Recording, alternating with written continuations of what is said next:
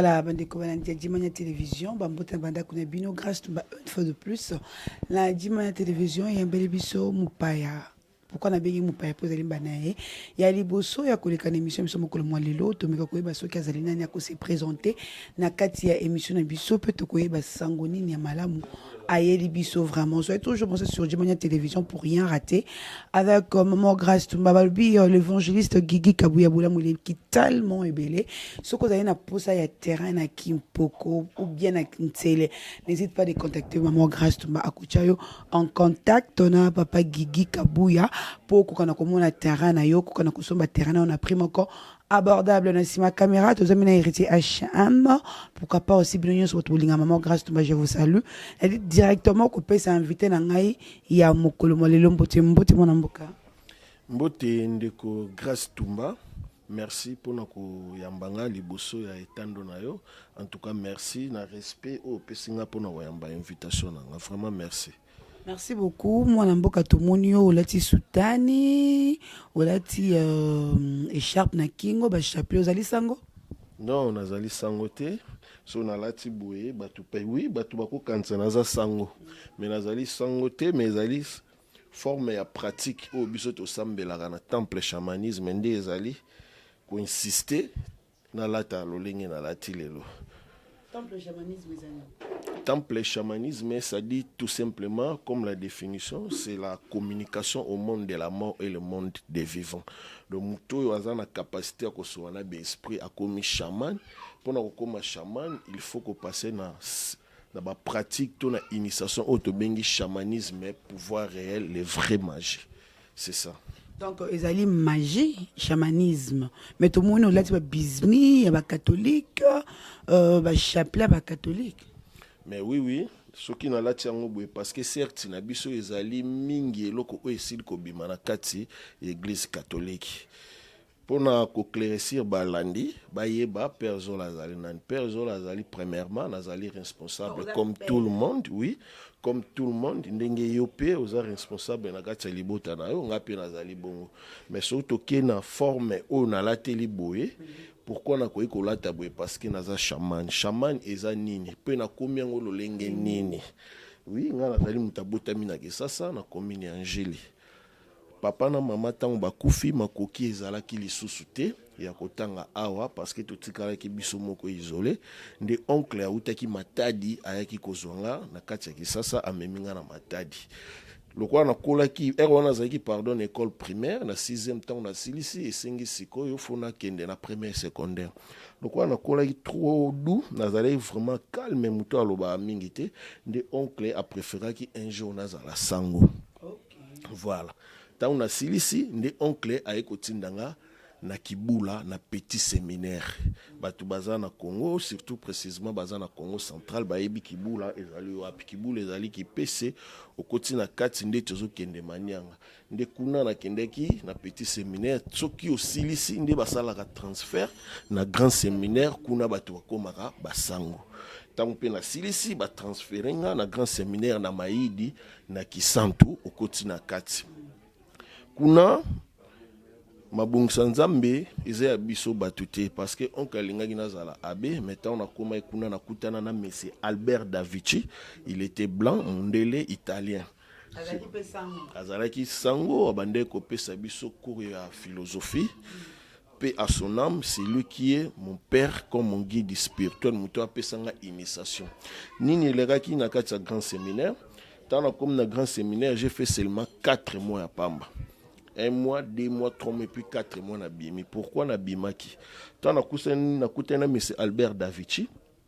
Eza lokola azo loba oyo azomona kati na azo prophétiser te mais azali kosala moi voyance oyo ezali kati na vie na biso.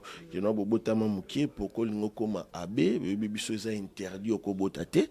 C'est plus mieux na pesa connaissance o naza na ngona zo tikilo richesse na vie na mobimba à la longue lelo te ekosunga yo.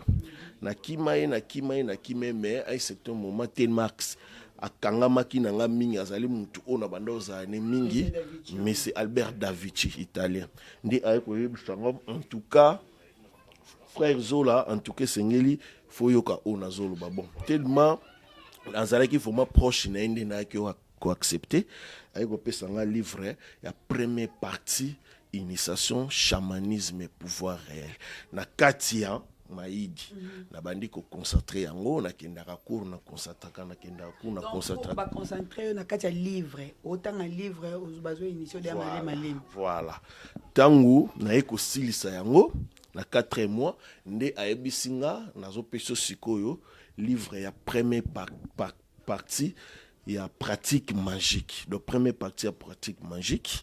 Il y a temple chaman. David Chiona azali sango. Oui. Mutu a initié yo na ki David Chi. Albert Davichi. A initié na chamanisme. Voilà. Donc azali sango. Azalaki sango parce que c'est akufa pe à son âme. OK. Tango to comme une étape il y a premier livre ya pratique magique, ndé a ko insister au komi na bandi mususu ko continuer les sociétés a on a kati ya grand séminaire fo obima mais na bima zonga bisiko zalaka nga moko na banda wa peso enseignement chaque jour na bi mais comment ceux qui na zongi papa oyo oncle comment indeti papa parce que il tazo en charge papa tout maman bakoloba nini et puis non ce que nous faisons déjà c'est la spiritualité mtakolobe le côté bande ko famille nyos bakoloba te mais nga moko na ko banda koya kopesa enseignement abanda ikoya lolenge nini il faisait apparition na kati ya chambre c'est disparaître na maïdi apparaître na chambre juste spirituellement donc ayo mutozo mona na muka na omone mutao mona zate parce que c'est une époque là ndoko lalaka nga moko pe na chambre à l'époque ozaki na âge nini j'étais déjà plus ou moins na zone nanger na ba 16 ans 17 ans.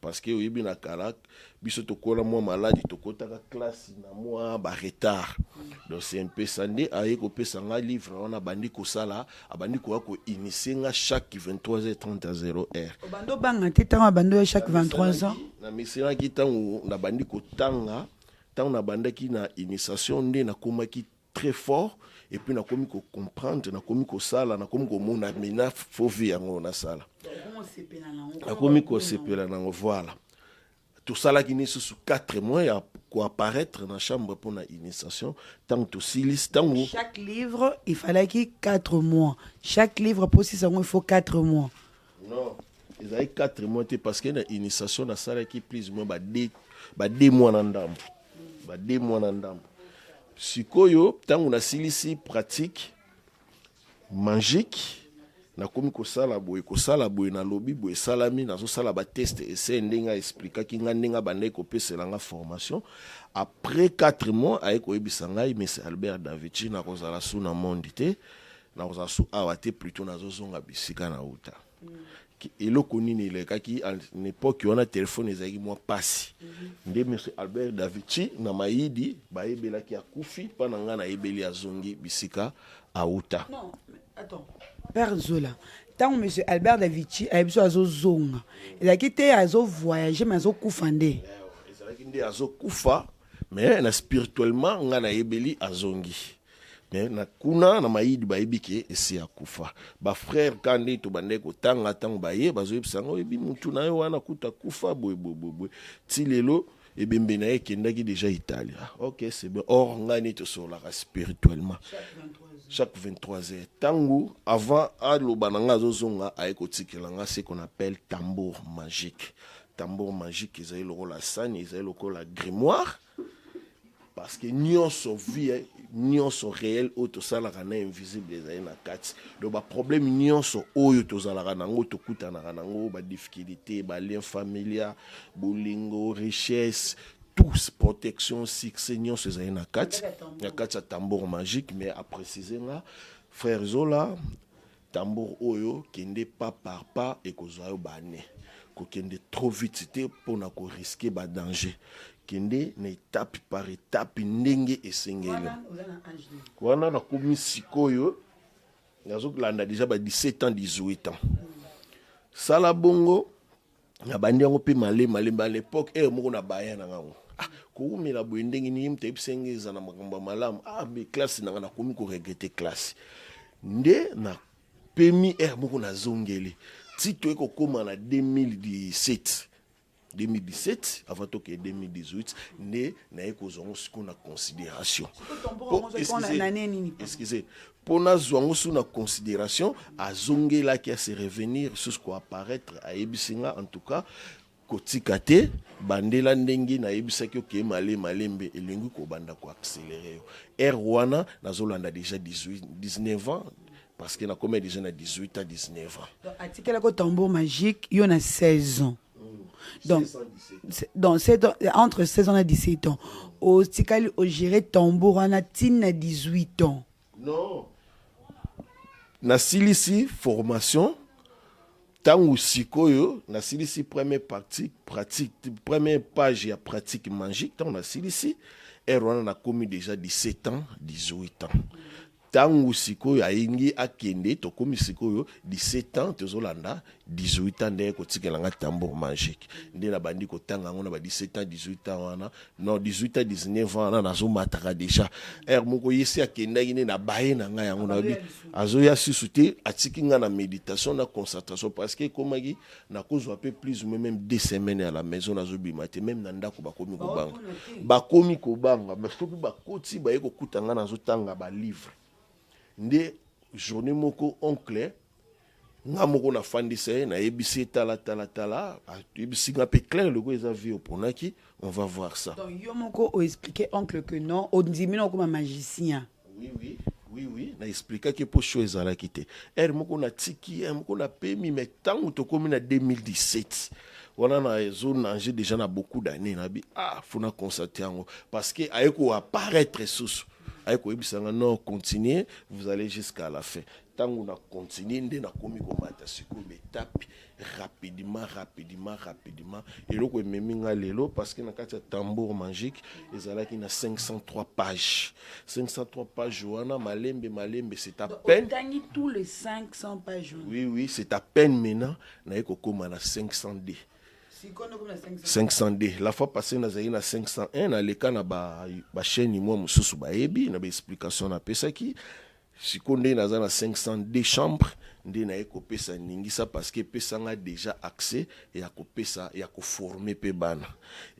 Message clé zali naza suna matadité parce que na le kaka na ba chaîne YouTube ebele ba ebi naza suna matadité mais na siège commune na Mbanzangungu parce que na Mbanzangungu kuna ndete na zui bande ya belève au ba responsable ba pesinga pour na ko pesa bango initiation kati na temple na chamanisme et bandi beaucoup plus na bana ya miki ba 15 ti likolo. Pourquoi? Parce que ils ko interdire biso muto abimi déjà à passer déjà rapport sexuel à zo initiation wana eza automatiquement impossible mais plutôt mutu oyo ici à sala makambo wana ndi akoyi kozwa moi connaissance moi ba forme moko comment tu peux garantir ta vie place aux ali comment koki ko benga richesse yo moko na ndako comment koki ko benga succès yo moko na ndako to bolingo to délivrance yo moko na ndako. Je dis bien yo moko na ndako atanga na zate wana eza na ba forme ba pratique o to salelaka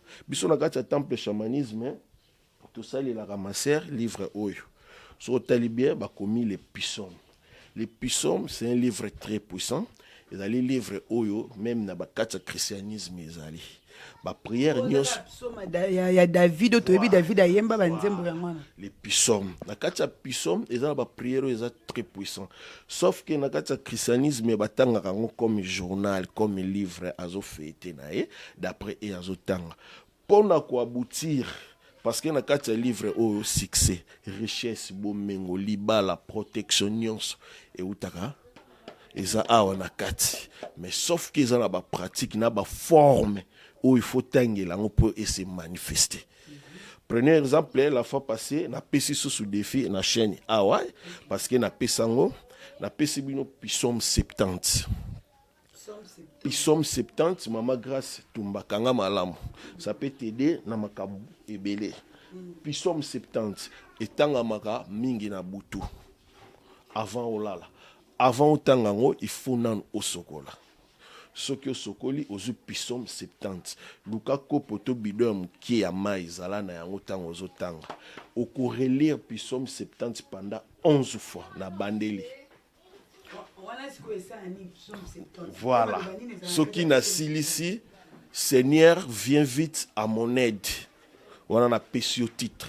Donc, il faut fêter au Romona, na défi. Viens vite, Seigneur. Dieu, délivre-moi s'il te plaît. Seigneur, viens vite à mon aide. Oui. Toke malembe po to se comprendre po ne to okendele ekemba. Père Zola, yo zali moto moindo. Oui. Boni ozali ko croire na magie blanc. Voilà. Eza question moko malamu. Na ko peso exemple type. Sorcier, magicien, nganga, mystérieux, pasteur, messie l'abbé ou prophète, nyonso wana. Ils ont basé le déplacement d'esprit vers le monde astral. Ce qui n'a c'est un mystère parce qu'il y a un déplacement astralique. Tant que bimaka, c'est un déplacement mystère. Pasteur, l'église est bébé. Pourquoi? Parce que pasteur a une église, mais a une crainte de Dieu. Comment il doit faire un déplacement d'esprit?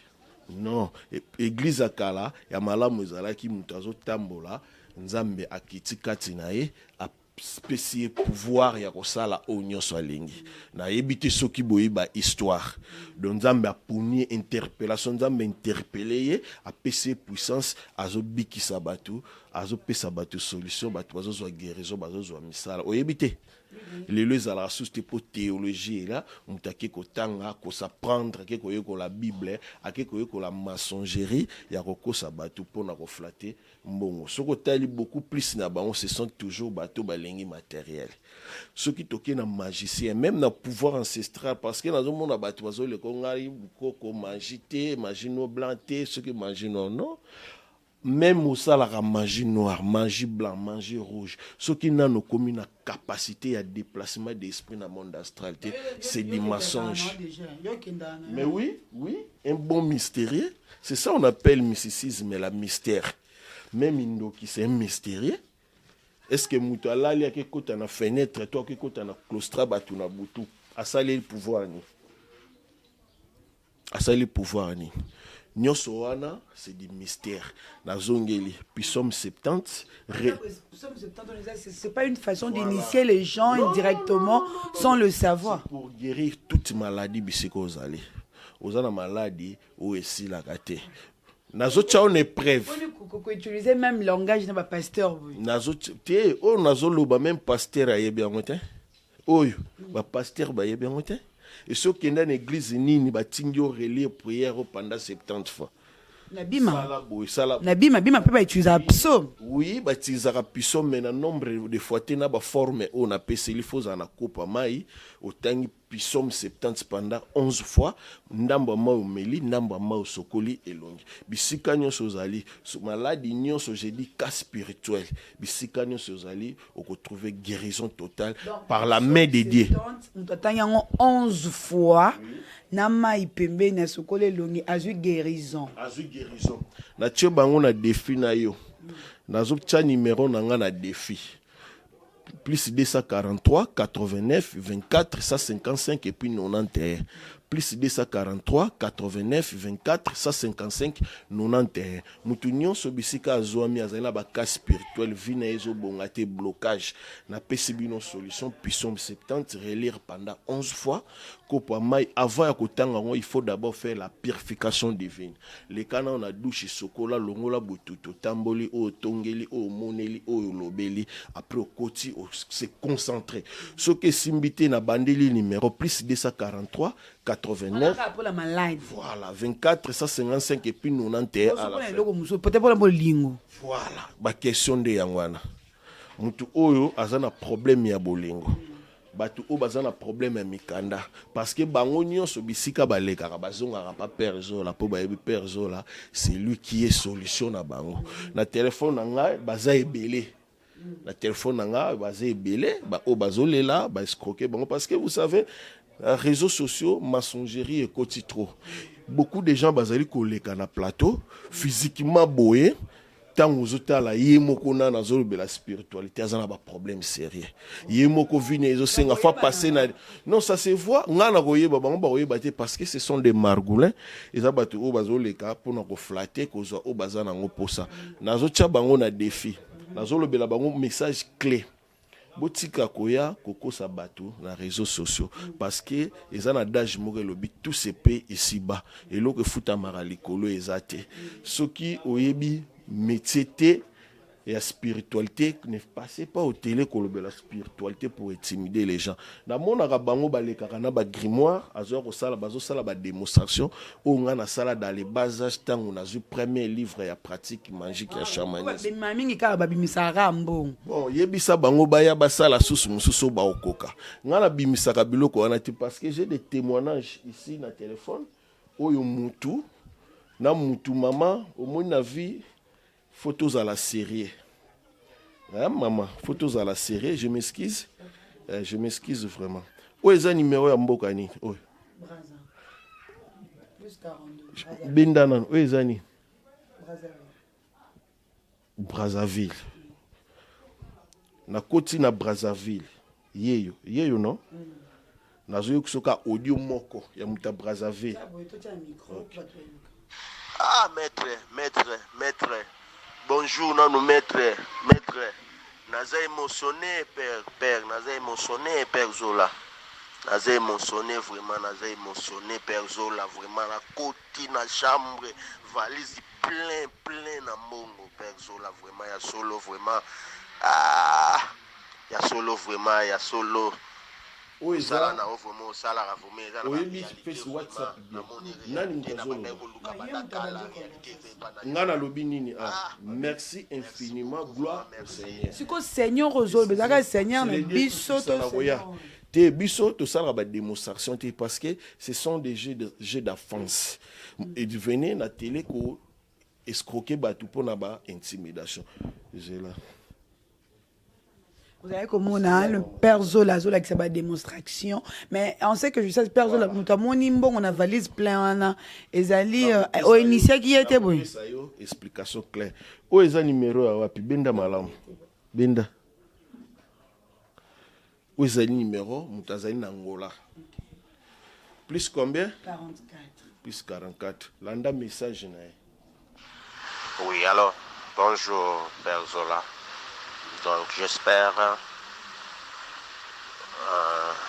oyo nyonso tu ndengo lobelaki ngai lelo yo namoni madame ye moko nanu abengi ngai nazalaki na mosala oyo kobenga ngai oyo nazali na posa tokutana na yo.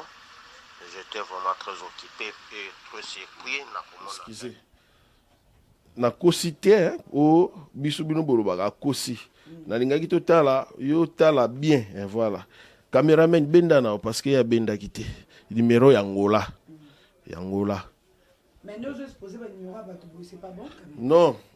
Ba koye ba ndengeni ma numéro est belé. C'est ça on appelle démonstration.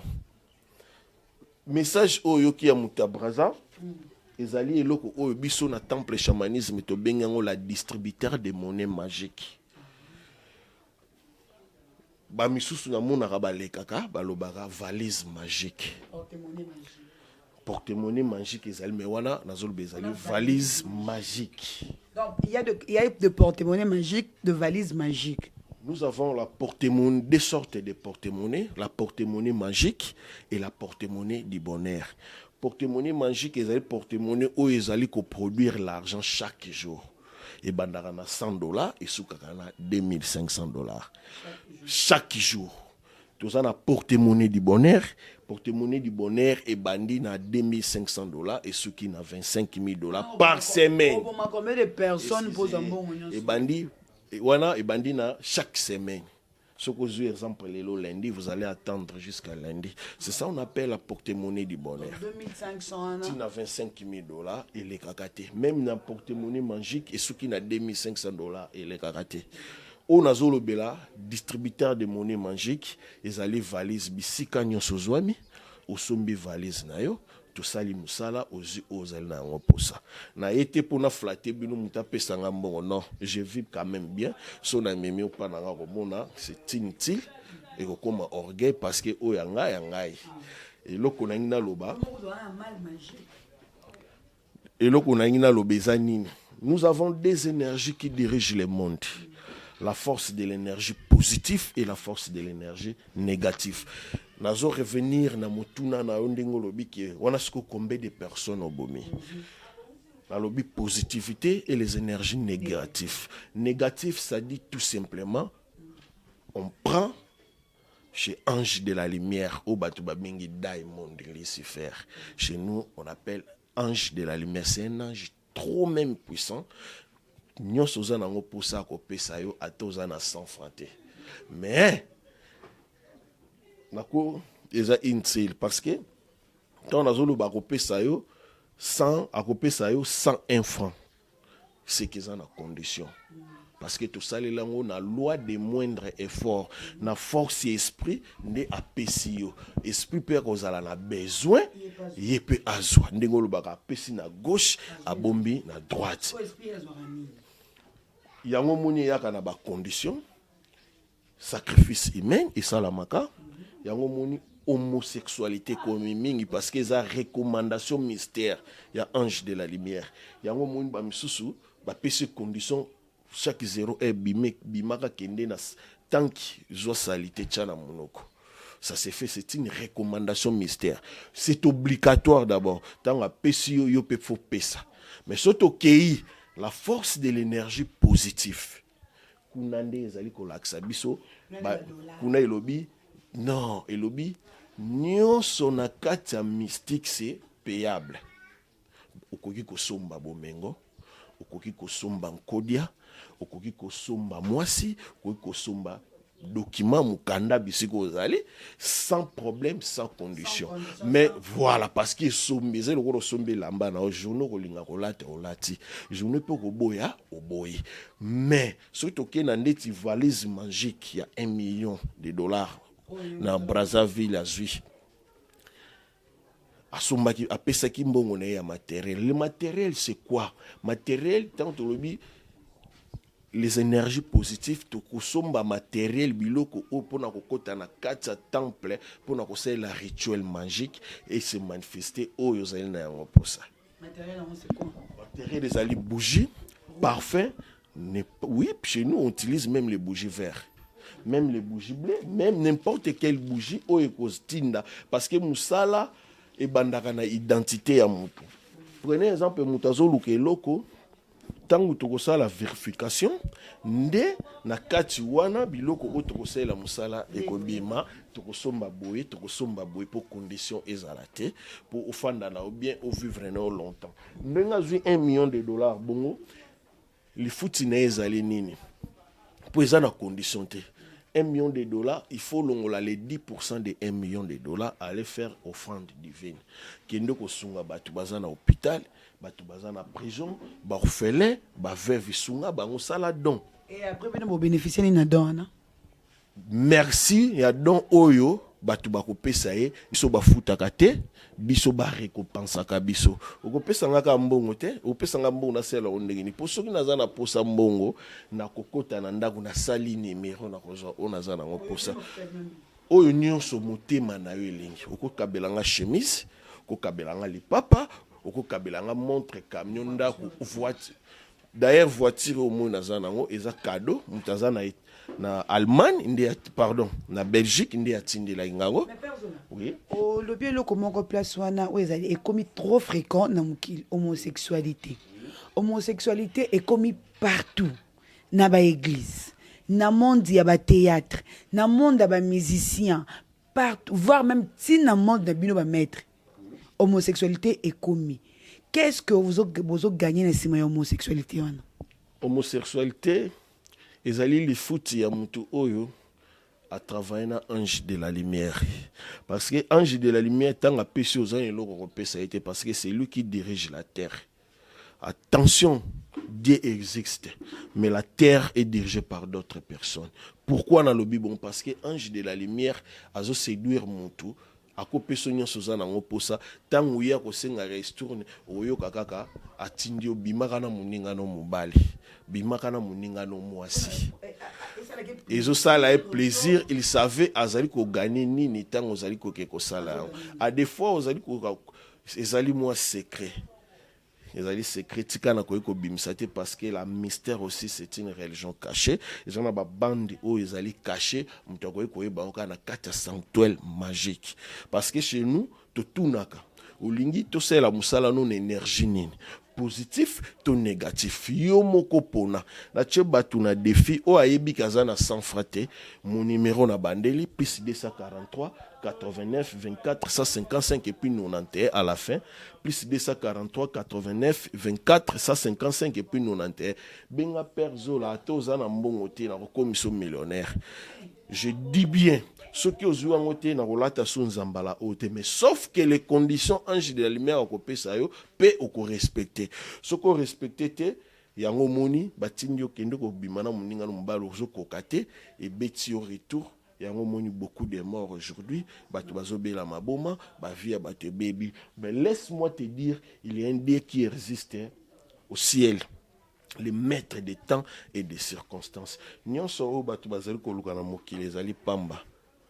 Pourquoi dans le bé ezali pamba nzoto na yo ndenge ezali bo ezali na biloko misato o ezali pe important batelaka poso na yo ya nzoto enveloppe o parce que komaka zelo mokoto kufaka mais tango ozali na vie ozo batela ngo poza la pe na valeur mais yeba ke il y a d'autres choses on appelle âme ezali force ya makasi oyo existaka na kati ya corps ya motu et puis tozana eloko tobengi esprit oyo ezelaka jugement un jour eleka na esambiselo mais ba ami oyo nazali kolobela yango ezali pour le moment important parce que ce qui okufi ekende ko se reposer en paix ezela jugement ya nzambe na esprit na mukolo nzamba kobenga biso na esambiselo mais ce qui ndengo monaka mutu mususu akufi na liwa ya mutu ya mokili aluki yango amnaye ce qui ezalaki makasi et manifestaka o azobimaka o azomonana il faisait non c'est pas nous il faisait son réclamation parce que basali ya mabe. Mais personne, il y a 2 livres. On a qui c'est qu'un livre, moi comme sous on a qui cité. Ah ouais, to commis c'est les 10 neuvaines pour toutes les nécessités. 10 neuvaines pour toutes les nécessités. À te zobla ba nécessité. Surtout awa première surtout fongoli moi qui te fait au monde la première ba commis divine miséricorde. Surtout la première divine miséricorde. Ce qu'on a la deuxième aba commis sacré cœur de Jésus-Christ. Mais bien autant comme Jésus-Christ na loyenge boindeni père Zola.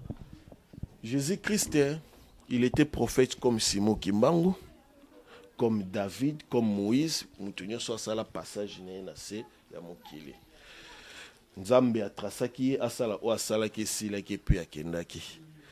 Bolamu na ye o asalaki to bikamu sine o asalaki yango nde futi na kati ya livre wana eza pe na ba chemin auto ezali pe senge to land et na même livre eza suna ba pratique auto benga batu baleka bazolo ba ke no bolanda magie blanche bolanda magie noire qui vous a dit magie noire nde ekoza na puissance koleka magie noire blanche to rouge non nyonso ezali eloko moko prenez exemple mutu azali na mbasu o ezali na spiritualité nini ko bikisa nzete kaka spiritualité parce que mutu azana mbasu premièrement on doit d'abord commencer à enlever les esprits ou efandi na lokolo et puis lokolo etikali vide et puis bakotinda en hôpital azo traitement mbasu c'est le plus important il faut d'abord les esprits ou ezali ko déranger ce que longo était comment lokolo ko bika si on a magie noire, on va le bakanazana banzete na kocha non, on doit commencer d'abord à traiter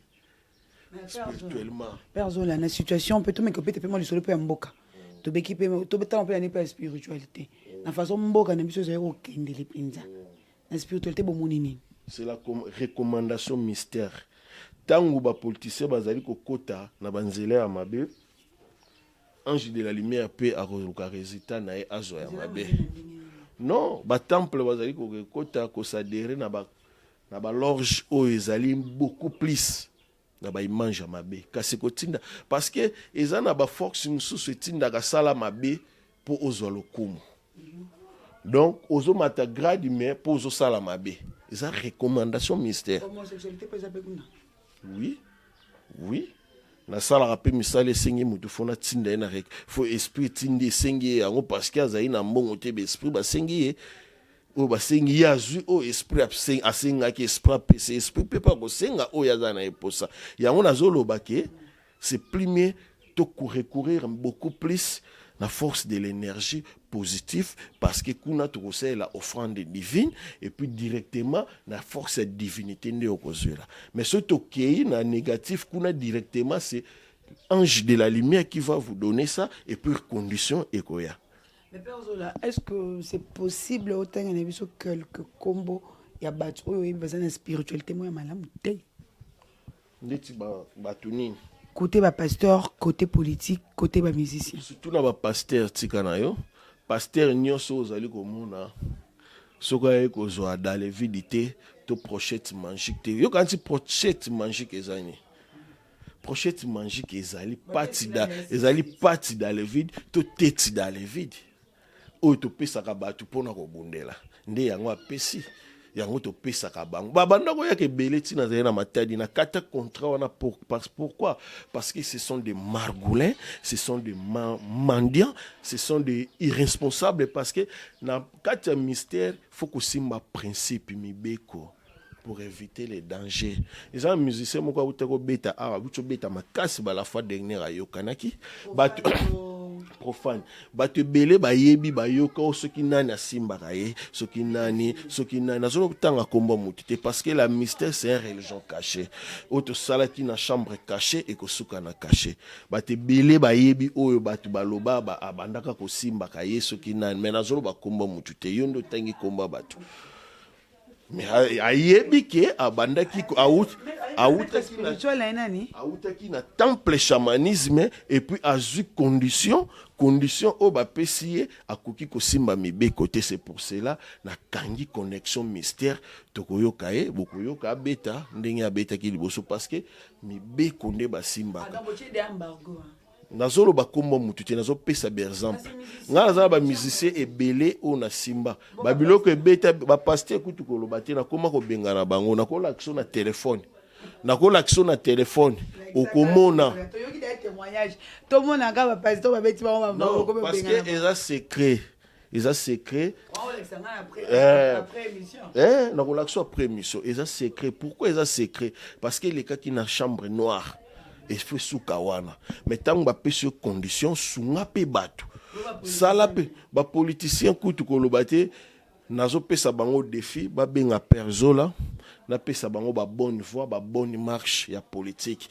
Pourquoi? Na spiritualité pesale ba certes o bazo kota to ba lorge ya mabe ba recommandation na yango zo boma mboka lelo parce que sala mabe pour matalo compose au poste likambo oyo drama o esamana na matadi kibala ezala ki feu moko normal to ezaki sacrifice o batu bakufi na kati ya singa non biloko mususu bo pesa ka be esprit chargé parce que na électricité danger ezali makasi surtout courant o ezali ko tambusa biso na Congo ezana ya malamu te parce que ba singa mundele azwaka tant que non a changer penda stabilité. Même il y a des câbles où ils allaient alimenter ville. Mais na biso ils allaient rater. Ce qui en a comme ouais, c'est pas spirituellement. C'est du maçonnerie. Bolanda biloko wana te. Mutu yo moko pe fo mi bate la tala isiko telemitala bisiko fandi tala danger za wapi. Spirituellement ni ne ko ikoleka na singe ko. C'est la toute première fois boyo ki on a ba quartier sala marate. Et sala maka. Ça s'est fait, tu peux faire fandé de Singapour. Il y a câble haute tension. Non, et quoi, il y a quand même, na matadi, na bané passé, câble, on a mené uta inga et katana. Parce qu'ils ont courant. Ceux qui ont faillite, il faut qui peut causer problème. Cabine coûte tumba mara spirituellement. Non. Tout ce qui a kokota na ba chambre wana. Et le cause important meminga mutu nyonso oyo ayebi ki abota kate. Je dis bien ezalate ke ba kata ki o ba trompe ba balusa ki ba matrice ou ko benga père zola pour sa solution. Là je vous dis ce qui est vrai c'est impossible.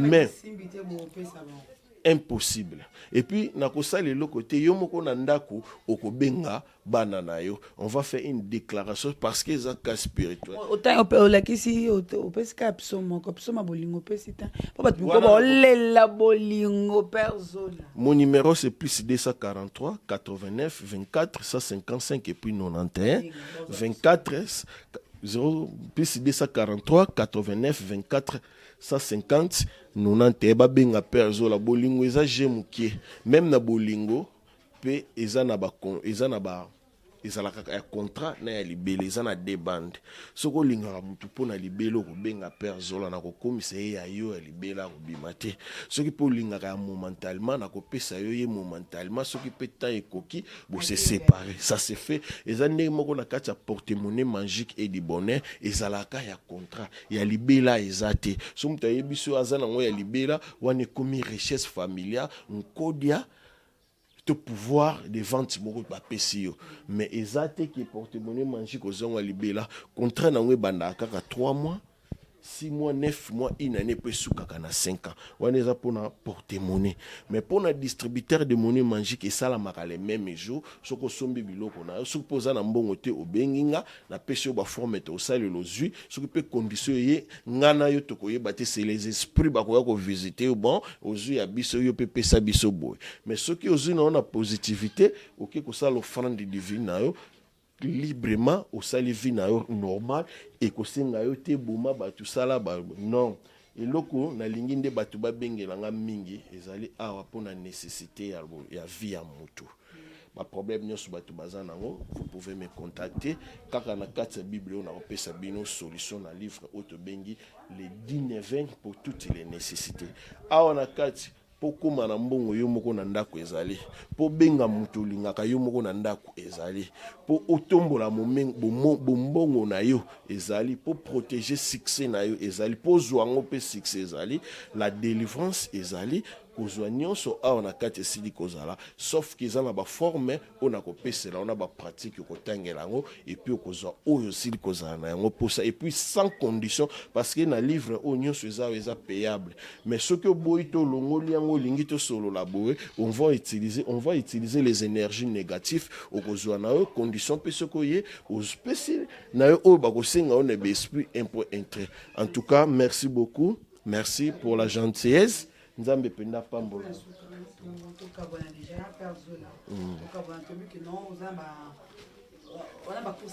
ebele tellement belé nazala rendez-vous à ministre toyokanaki na 12h30 maintenant c'est 11h na bambouteillage faut na profiter na rejoindre parce que si tout va bien demain je dois rentrer place nazali pour na ko enseigner bande ya bato bazali ko sala déjà université déjà wana olobi là on va mingité to le belango juste en passant et tout chuter oui na sali centre de formation et centre de initiation ngato bazana posa ko zala initier ba yebi déjà ba directif ba bengaka numéro ezawana bazotinda pe bana surtout na ba vacances bana pe bayaka trop bazui bakei bakeko tanga na ndako soki pe o mati étape où il sous livre c'est bien le chamanisme mais c'est pas du sorcellerie ou ya kobomato ya kolia mais ça qui ndoki o tozo utiliser la divinité et puis na ange de la lumière yomoko kopona bisiko ozali nzela ninyo esengeli olanda